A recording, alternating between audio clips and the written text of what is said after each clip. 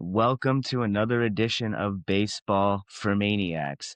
In the most recent edition where Owen and I were together, it was a draft formatted video of an all-time type of lineup, just Hall of Famers out the wazoo.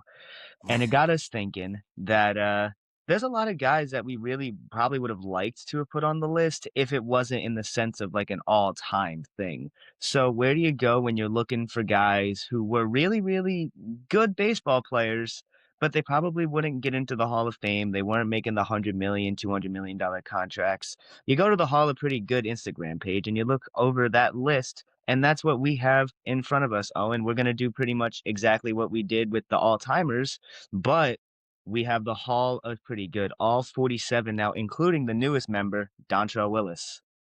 Love me some Dontro. That NLCS game where he got like 10 feet outside the zone, that was a joy to watch. But if I was a Braves fan at that time, I probably would have gone to prison for life. Like, that's genuinely insane for a playoff game. Y- Yeah, but it's a guy who definitely deserves it. Was never going to get Hall of Fame votes, unfortunately, but definitely somebody who had a lot of noteworthy moments in his career. And speaking of that, it's a voting criteria if you're not familiar with the Hall of Pretty Good. To get into the Hall of Pretty Good, you need 65% votes. It's like a yes/no vote type system. It's on an Instagram poll. So if you get 65% of the yes votes, you're in the Hall of Pretty Good. If you get over 90%, you enter something called the inner circle. We'll get into that in a little bit. But Owen, there's actually a couple of guys here that didn't make the Hall of Pretty Good. One that's going to hit close to home to you because it's Cesar Hernandez. Yeah, man.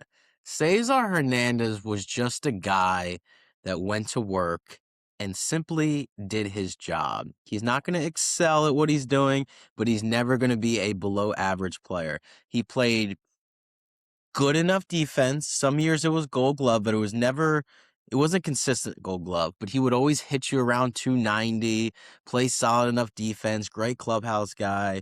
Of course, we had to let him go. And it's funny, the year we let him go, he went to the White Sox and he was on that playoff team. So I was very excited that Cesar got to taste postseason baseball because obviously I've been a Phillies fan my whole entire life. So like that era where we didn't make the playoffs was like, you got your Cesars, you got your Freddie Galvises, you got your Michael Francos. Not going to talk about Odubel. But basically those guys, it always like when they clinched in 2022 in Houston, I was like, man, I wish some of those guys were here to like see it, but they weren't good enough because we didn't make the playoffs with them. But yeah, I love Cesar Hernandez. I agree with him not being in the Hall of Pretty Good because I'm not biased, but I would have loved to see him get in. See, I thought he would have gotten in. Switch hit bat was a leadoff guy in that Phillies lineup for years, especially when they were really bad. He was one of the bright spots on that team. I always enjoyed watching Cesar. But on Yeah. my personal note thing, Mitch Moreland missed out on the Hall of Pretty Good. Now, I could see why. And Mitch Moreland, he wasn't in my growing up phase as a Red Sox fan. He was involved around the 2018, 2019 time frame for the Red Sox. And we called him Mitchy Two Bags because all he did was rip doubles. He was really solid with his glove too, especially in Texas. This guy took over for Mark Teixeira, which is pretty big shoes to fill. And he honestly did a pretty good job in his time down there in Texas. That's where I remember him the most. So if I was a Rangers fan, I'd be pretty upset about that. I understand why he's not on it, but seeing Mitch Moreland missing the cut, it's kind of surprising to me. That and BJ Upton, honestly, too. Yeah, I like BJ Upton. Like obviously when he went to Atlanta, his whole career fell apart. But BJ in Tampa, it was a sight to behold. And it's funny, my favorite BJ Upton moment, which is kind of bad, is when he didn't run after that ball in center field and Longo, Longo and him, baby. dude, love me some Evan Longoria. But it was that moment was just so intense. But BJ, he was a star, man, like in Tampa. And unfortunately, he went to Atlanta where his brother didn't work out. So, but yeah, I was surprised BJ didn't get in. Yeah, as was I. He was on the Rays for a while. Him and Longo were Red Sox killers, so I hated seeing them come to town whenever they played Boston. But we're already 5 minutes in. Let's get into our drafting phase. Oh, and you had the first pick last time, so by proxy, I'm going to take the first pick this time around. So with there isn't really going wrong with this one. I feel like every pick you take, I'm gonna be like, "Oh man, I wanted him."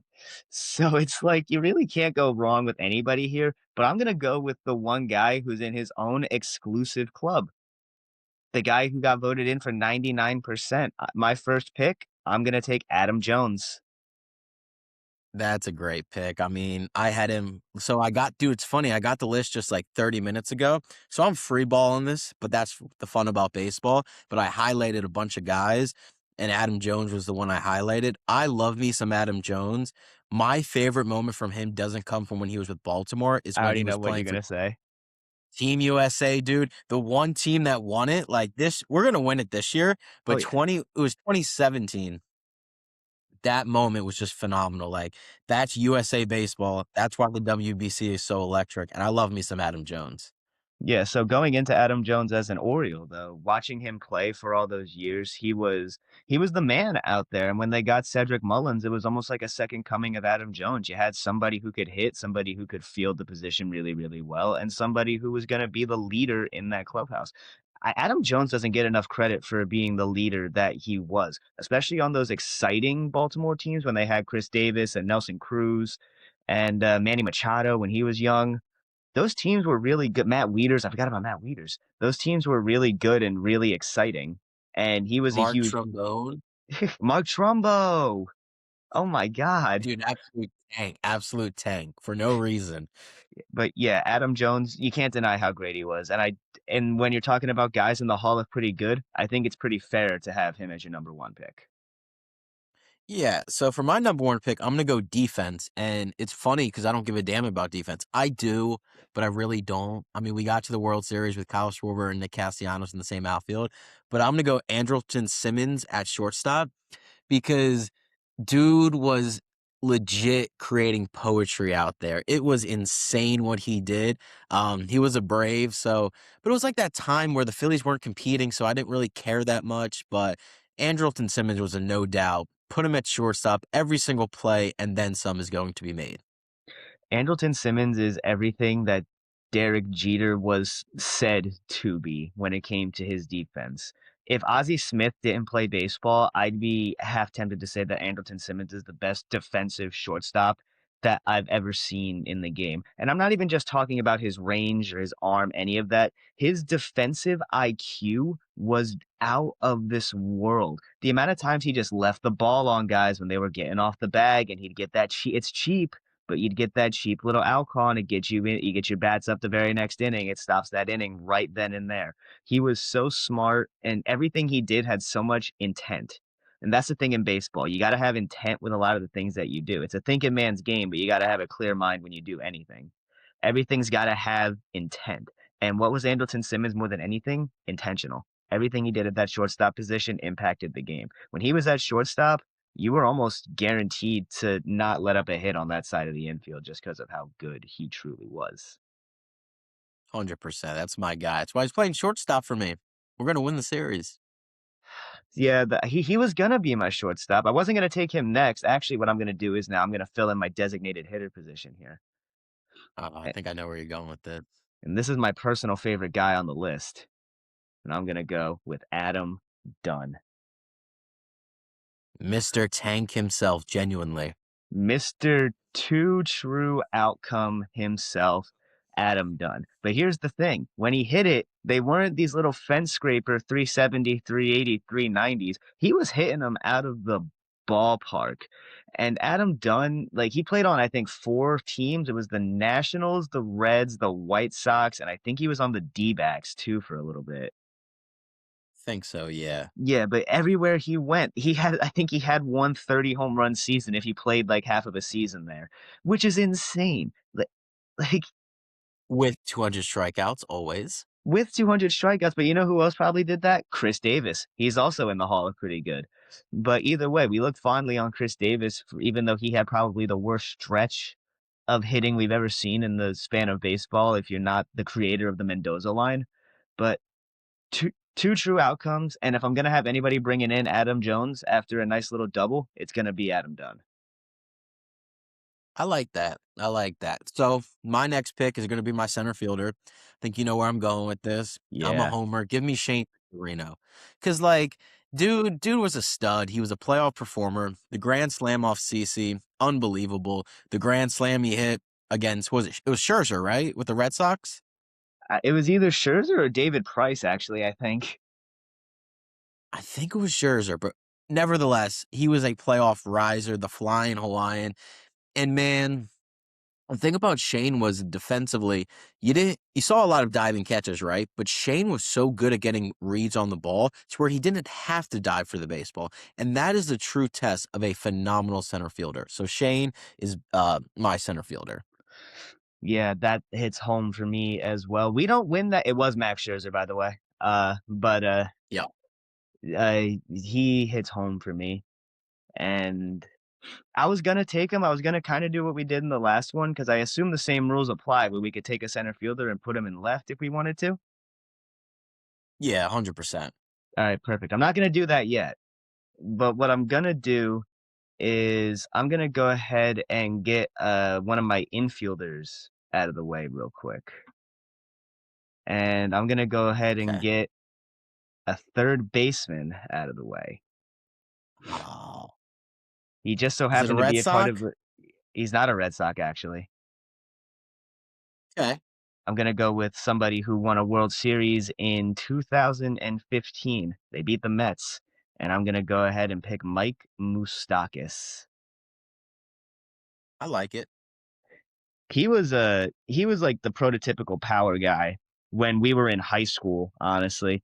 Right before we started playing high school ball, the Royals got really, really good. And they weren't even playing like a really exciting brand of baseball. They were just playing baseball, honestly.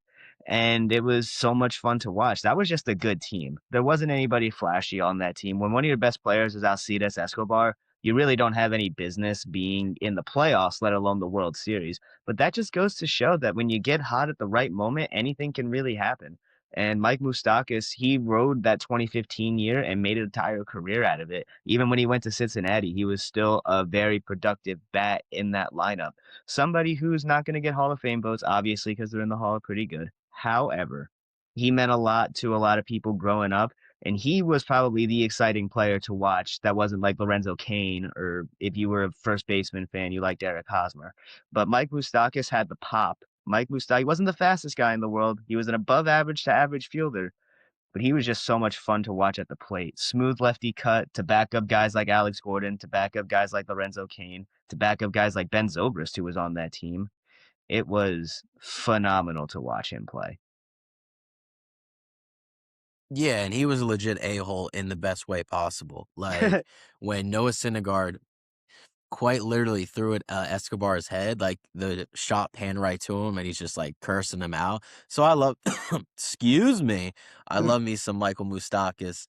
But so this one is technically a former Phil, but he made most of his name, in my opinion, with the San Francisco Giants. For my right fielder, I got Hunter Pence because I think he embodies everything about the Hall of Pretty Good because he was just an insane player to watch. Like his fundamentals weren't there, but you can't argue with results. He had a cannon of an arm. He hit the baseball 3 times in one swing in that like NLCS against the Cardinals. Genuinely insane. And he's just that speech he gave, I think it was 2012 or whatever, one of the years he won it, dude, fire me up, like, make me a Giants fan for the day. Just overall great dude, great player, so if I have an outfield of Victorino and Hunter Pence, which was our 2011 outfield that we lost to the Cardinals, still think about that to this day, you can't go wrong with that. I'm actually kind of mad about that. I was going to take Hunter Pence next. But, Oh Hunter Pence gosh. is like the physical embodiment of what I would assume a caveman picking up baseball and playing it well would look like. Because everything he did was awkward and clunky, but he was really, really good at it no matter what. Whether you want to talk about Houston, whether you want to talk about Philly, whether you want to talk about San Francisco, he was great. I loved watching Hunter Pence play. 100%. I'm going to go ahead now, and since you went outfield, I'm gonna go ahead and get outfield in there as well. Call me a homer if you want to. I don't care. But I'm gonna go ahead and slide Adam Jones to right field, and then going into the Okay. center field position, I'm gonna pick up Jacoby Ellsbury. Okay. Now, I know what some people are thinking. There's no way in hell you're actually taking Jacoby Ellsbury over an actual homegrown home guy who stayed longer, who was probably a bit more impactful, like Jackie Bradley Jr. The first thing I'm going to tell you is to shut your filthy mouth because we are not going to sit here and disrespect Jacoby Ellsbury. I know what he did. I know what he did. He did the same thing Johnny Damon did, but this time it blew up in his face. But can you blame him? He kept getting hurt. When he wasn't hurt, Jacoby Ellsbury was the best center fielder in baseball. And this is in a league with guys like Grady Sizemore, Shane Victorino, Adam Jones. Even I think Jim Edmonds was at the tail end of his career. Jacoby Ellsbury was arguably better than all of those guys when he finished second in that MVP season that he had. I believe it was 2011. And he really earned Yeah. that contract. Like, yeah, he was injury riddled. Yeah, it didn't work out for the Yankees. That's fantastic, actually. But Jacoby Ellsbury, when he was in Boston, when he was like the true electric factory leadoff man, and Petey was right behind him, oh my God. One of the fastest players you're ever going to see on the diamond, could make any catch, and he made it look easy because he had Trey Turner's speed with a Johan Rojas glove. So that's exactly why I got Jacoby Ellsbury sliding into my center field position. Love me some Johan Rojas. Hope he's doing well. He'll probably make the big league roster because our outfield sucks. Um, but I'm gonna go DH for my next pick, and this guy quite literally cost the Phillies a World Series due to his performance. Give me Hideki Matsui DHing for my ball club. He was because like even now, like hitters coming over from Japan, they're very few and far from. Like it's mainly just pitchers. And when he came over, he was Shohei Ohtani, not production wise, but media wise. Like he was their like baby, and he performed really well. When he played left field, it was a bit silly. Like he wasn't the best left fielder, but he wasn't too bad. And then just I'm building this team for the postseason because I always build my team for the postseason. Because what do we want? World Series championships. So give me Hideki Matsui just hitting tanks off anyone in this quote unquote series. Yeah, I'm not mad at it. I'm not mad at it at all. Hideki Godzilla, he was truly the man. And when he came to New York, it was really a light show. It was something truly beyond beyond belief at the time. Nobody really ever thought that somebody could come over from Japan and be as productive as he was. And he wasn't even hitting at like an MVP caliber in the regular season, but he was just doing enough to keep the Yankees the best team in baseball at the time. And that's exactly what they needed. But I'm gonna go ahead and piggyback off of your postseason success thing for a second, and I'm gonna go ahead and get my second baseman. Most of the time, you'll think of this Ooh. guy as a member of the Cardinals. You've seen him recently play for the Yankees, and I believe he's played for the Padres a little bit too. But to go into second base, I'm gonna go ahead and keep. I have I've taken four lefties in a row now that I've noticed this, and I'm gonna have to make a change in a second if I'm building a lineup here. But nevertheless, Matt Carpenter is my second baseman on this team. Postseason merchant Yeah, I like Matt. when he was with St. Louis, he was one of the main guys in the postseason. Even when the Yankees were in the playoffs recently, he had some pretty big games getting them into the postseason. He's still productive. He was still productive even going into his mid to late 30s. This is somebody who was still going to get like a 1 year, 11 to $12 million contract in an age 36 season, just because he was having like a 780 to 800 OPS as a platoon bat. This is a like he I think he should have made a lot more All-Star games. I think he should get a lot more respect than he actually does get in general. I love Matt Carpenter, and I don't see a world where he wouldn't have been on your team in general. So I had to sure out my second base position here. Nah, I got a second baseman in my back pocket, but pitching wins championships. So I'm gonna go, and we're only doing two starting pitchers for this episode, just because there's not many people to choose from compared to the Hall of Fame episode. So for my ace of the Hall of Pretty Good, I'm gonna go big game James Shields. He Mm. Now that trade with the White Sox for Tatis was the worst in Major League history, but we're not talking about that. But when he was with Tampa, dude, he was a stud, and he was the only pitcher to beat us in that World Series. It was his game 2 start, and like I said, I'm building this team for the postseason, so why wouldn't I take someone with the, nickname Big Game James? So, give me James Shields to be my ace in game 1.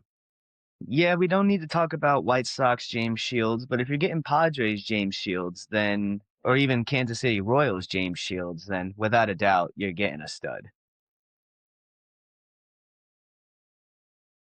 So I guess what I'm gonna have to do is, uh, I'm gonna go ahead and get my one bullpen guy out of the way. This is I'm gonna keep my streak of lefties going, but since he's not in my batting order, it's not gonna matter. But I'm gonna go with probably one of the more underrated closers of our era, and Owen, that's gonna be Sean Doolittle.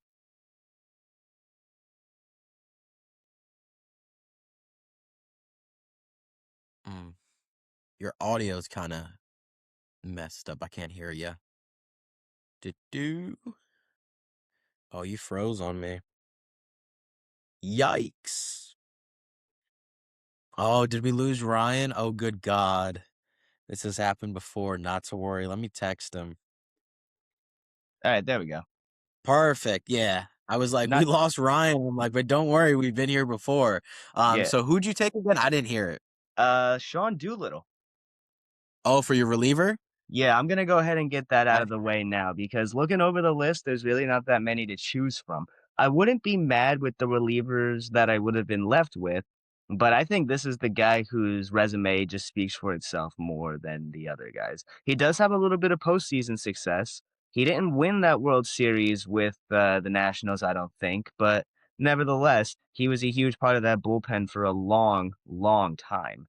And he was the epitome of consistency. He took over after a guy like Papelbon, who say whatever you want about him. That's a pretty big shoes to fill, especially when you're a closer taking over his role. He was huge in every franchise that he was a part of. And Sean Doolittle took over that role and passed it in flying colors. I have a soft spot for lefty pitchers because I'm left-handed myself. So whenever they're pitching at an elite level and winning games at an elite level, it just makes me that much happier. So, Sean Doolittle, you're going to be closing out my games in this series. Nice, nice. So I'm gonna fill out my outfield with a lefty bat. I'm gonna go Jay Bruce. Mm. Love Jay Bruce for numerous of reasons. One, in the 2010 NLDS against the Phillies, he lost the ball in the lights. Thank you for that. That was incredible. But just a power bat, just a dude, like, he's gonna play you good enough defense, but he's gonna hit tanks for you. And Jay Bruce, like Anderson Simmons, I said, he just fits the Hall of pretty good to a T. So that's my left fielder. So my outfield's done.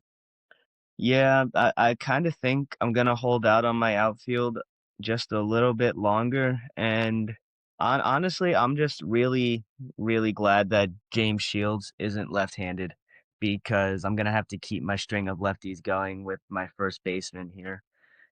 He's a great analyst these days, but he was a really good player in his time. Give me Carlos Pena. Okay. I thought you were gonna say Ron Darling, and I was about to like lose my mind because I hate Ron Darling. Now, I thought about getting Ron Darling in here, but I'm not stupid. So Carlos Pena, though, I had to watch him a lot when I was a kid, and he was a menace in Tampa Bay. I love watching his analysis now.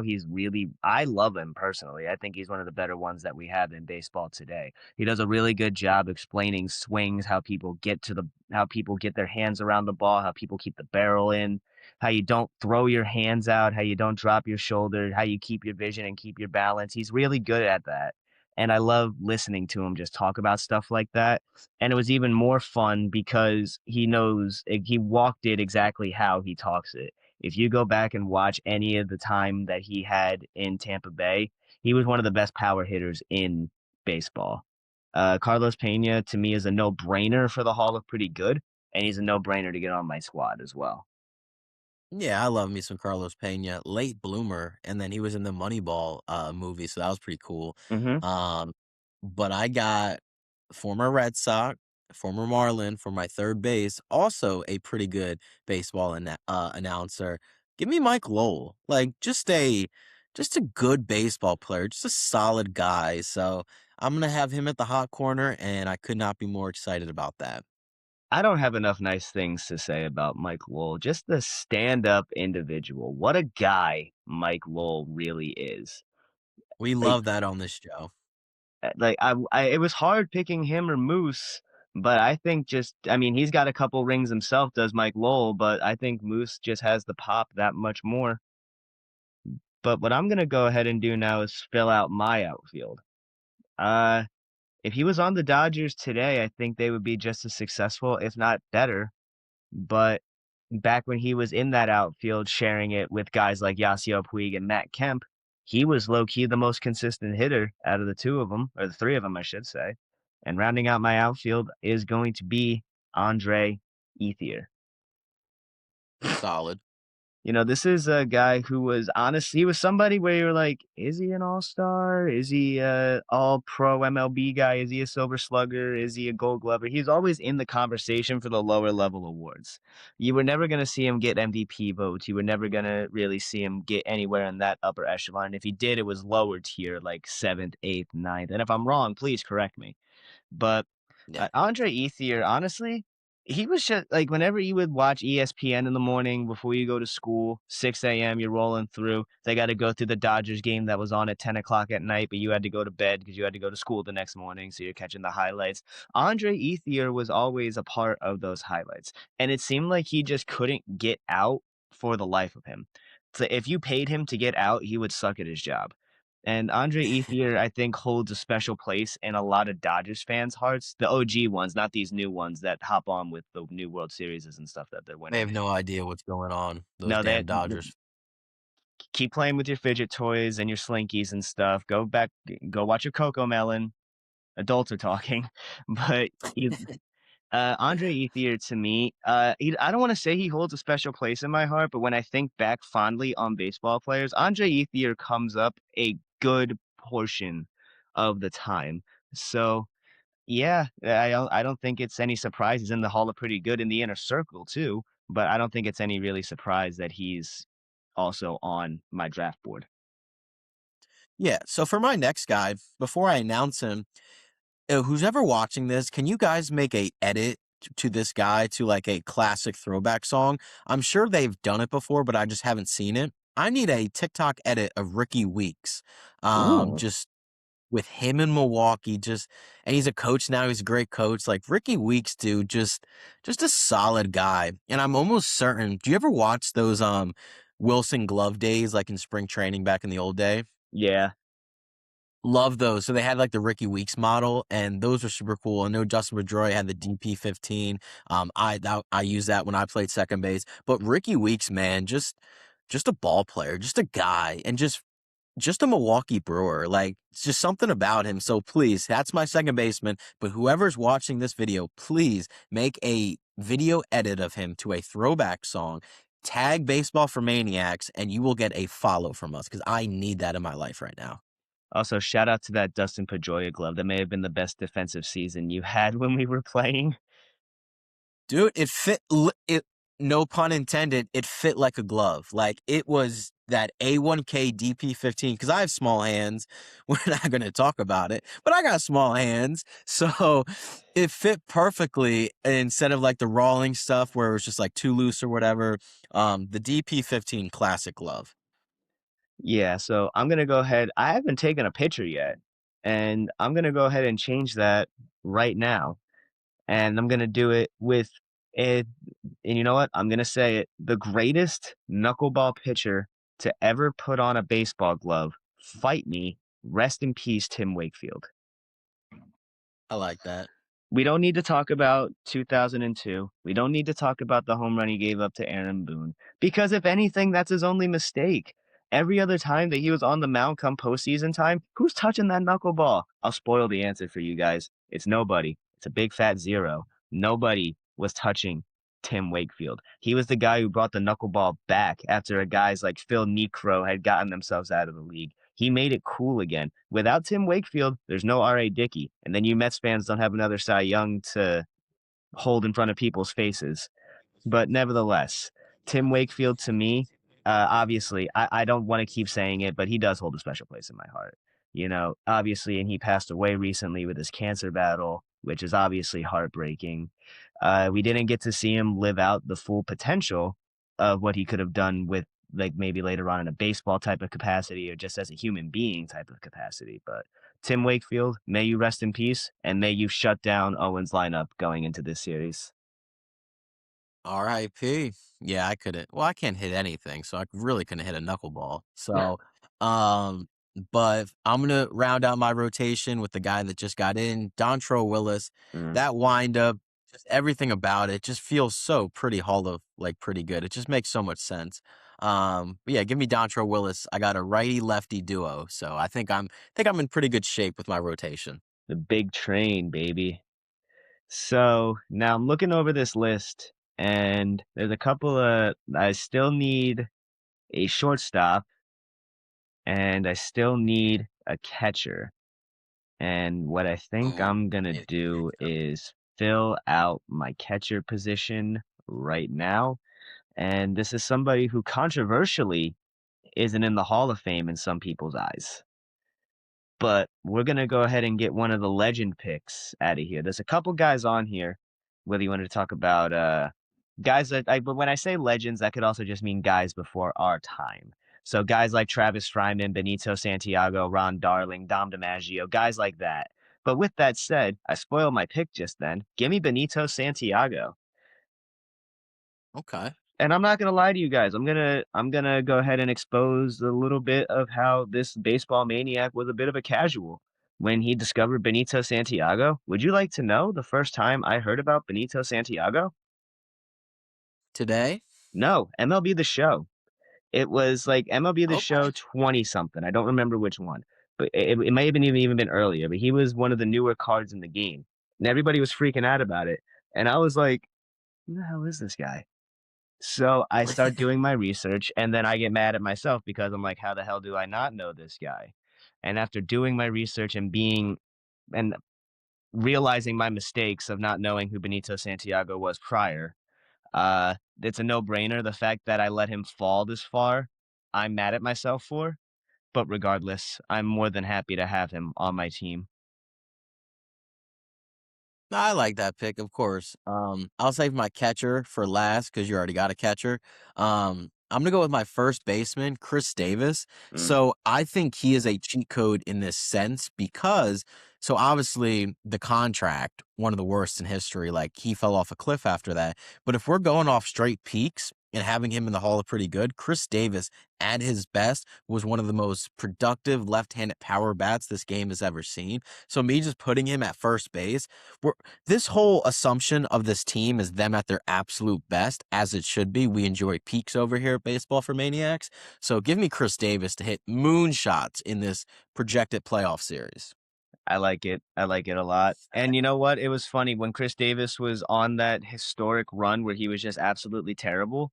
The team he broke that streak against was the Boston Red Sox. And I remember going into work and I saw that we were playing the Orioles and I was like, I'm going to guarantee you right now that Chris Davis is going to get at least 2 hits in this series. I think he got 2 hits in the first game. So that just goes to show that anything could happen in baseball, even if you're 0 for 53. But Yeah. so I'm gonna go ahead and with I believe this would be my second to last pick here, my penultimate pick. Because I'm gonna go over it after I pick this guy, and I'm gonna round out my rotation now. And I'm gonna go ahead Okay. and get somebody who was aggressively solid. That's the best way I could put it. This player was aggressively solid his entire career, and I got to watch it for a good portion of it. And I'm talking about Scott Kazmir. Oh, love me some Scott Kazmir, dude. Dude, He was a stunt. yeah, that's what I'm saying. I can't talk enough about how good Scott Kazmir truly was, and it's a pain in the ass to talk about it because he was really good in Tampa. And that's when the Rays Yeah. actually started making waves. It's like, hey, we're actually gonna start competing now, and we're just like, no, stop, don't do that, because we were in the middle of our domination. But nevertheless, Scott Kazmir was he was honestly the young horse that they relied on getting in. getting into the prestige that they ended up getting into in that early part of the 2000s, mid 2000s. The guys like Carlos Pena in the lineup, you have somebody like Scott Kazmir going 8 innings. It's going to be easy for your Yeah. team to get wins. He was the ultimate innings eater. He was the ultimate iron horse out of your, whether you want to bring him out of the bullpen or whether you want to just have him starting your games. He's not getting pulled out without an argument. And that's why Scott Kazmir is coming onto this team. Yeah, and he pitched against us in the World Series, and we won both games, but he pitched very well in both of those games. And I believe he started the All-Star game in New York that year. Let me know if I'm wrong, but I'm pretty sure he did. Absolute dog. So the rotation you got pretty damn solid. But I'm gonna go with my reliever, I guess closer or whatever. It was pretty close between Darren O'Day and John Axford because I love them both to death. But I'm gonna go Darren O'Day. Like the sidearm, like, just you do not wanna see that coming out of the bullpen, especially in a playoff game. So I feel very confident with Darren O'Day closing out playoff games for me. A little surprised you didn't have any consideration for Steve Cishek there since we're talking about the side armors. Yeah, I could've. I just something about Darren O'Day just makes me realize that this game is so special. I understand. And to round out my team, my shortstop, I guess when you think about this guy, you're going to think about him more as a second baseman, but he did have some games at shortstop when he was with the Dodgers. And I'm going to take D. Strange Gordon. Okay. The guy won a batting title. I mean, yeah, Chase Utley won a batting title. Not Chase. I mean, not Chase Utley. I meant I almost said I was going to say Trey Turner. Trey Turner won a batting title. So we all know that those mean nothing, apparently, Yeah. according to Yeah, Owen he anyway. did. Look, man, 307 shouldn't get you a damn batting title, but I digress. Yeah, but either way. I like speed. I'm not sure if you guys can tell with a couple of these picks. I like fast guys, and I really like contact hitting. I like guys who are gonna get it down the line. I like guys who are gonna get it into the gap and use their speed to get extra base hits. Because when you have guys in my lineup like Adam Dunn, Mike Moustakas, Carlos Pena, and Andre Ethier behind you, you don't really have much to worry about except getting on base because you're just gonna have to jog around the bases with those guys getting up there. So I think rounding out the team with D Gordon, and I'll put him in the 9 hole as my second leadoff guy, just so I could have him and Jacoby Ellsbury going back to back. That's stupid. Yeah. No, I like D Strange Gordon. Known steroid user, but we love those guys here. And we know how I feel about But for my steroid catcher, users. love them. Like you do with your body's your damn choice, right? Um, but for my catcher is going to be AJ Przinsky, just a dog behind the plate. He's on foul territory now, and I love his content. Sometimes he can get a little rage baity, and I get it. That's like comes with the territory. No pun intended, foul territory. But I just remember that video when he got into a brawl with the Cubs. Was it he got punched in the face, right? Like someone trucked him. Przinsky held onto the ball and he just got decked by someone. Or was he the one decking someone? He ran over somebody and then he got mad and slapped home plate and then like ran into the catcher like, "Yeah, why are you still on the ground, you bitch?" Yeah, I love me some AJ Przinsky. So that's gonna do it for my team.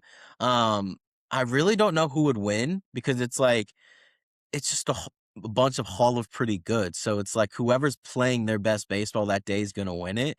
But this was just a fun little episode for I'm sure if you guys are watching this, you know all these guys. But if you're not and you're new and you're part of the younger generation, this was a great episode to just kind of learn about new guys. And then if you have the chance, every single player we picked, please go back and watch their highlights. It was truly a treat to watch growing up. Of course, we got the stars. Of course, we got everyone else. But there's something special about a guy that is just pretty good. Not a glue guy, not a Hall of Famer, but somewhere in the middle. And that's where everyone on this list falls. I couldn't have said it better myself because looking over it, I'm surprised that we didn't take a couple of these guys because here are some notable guys that we left completely off of our drafts. Dom DiMaggio, John Axford, Ron Darling, Love me Ubaldo some John Jimenez, Davis. Kevin Pillar, God, I love Mark Ubaldo. Reynolds, Josh Oh, Reddick, Kevin. Jackie Bradley Jr., Austin Jackson, Denard Span, and Jonathan Lucroy. Yes. So I don't like Josh Reddick. I just think he's the fake tough guy after he got retired. But everyone else, like John Axford, dude, just a typical closer. And it was between him and Darren O'Day. I was like, it's like Sophie's Choice. But yeah, I love all these guys. Yeah, that like just quickly Yeah, on John Sophie's Choice. If you Axford guys ever before want to like watch.